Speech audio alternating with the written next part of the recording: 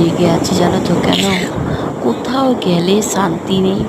তোমাদের দাদা ঝগড়া করার জন্য স্টার্ট হয়ে থাকে, মানে কীভাবে ঝগড়া করবে। হ্যাঁ, সকালবেলাই হয়ে গেছে একটা ঝগড়া। এই জন্যই সে জোর জবরদস্তি ভিডিও করে যাচ্ছে, আমি চুপ করে রয়েছে, বুঝেছো তো?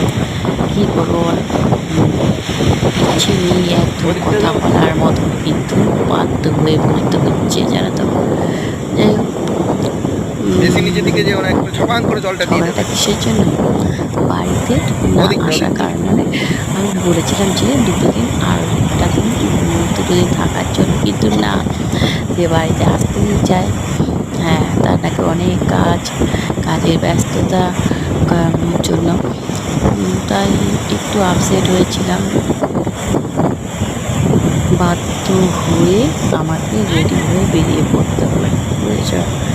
তাই জন্য ভালো লাগছিল না, মন মেজাজ খুব খারাপ ছিল। এসে তারপরে বেরিয়ে যাওয়া, বিরক্ত জানো। দুটো দিন শান্তি পেতে এসেছিলাম, কিন্তু শান্তিটা কপালে নেই, বুঝেছ? যাই হোক, একটু দাঁড়িয়ে দেখে নিই।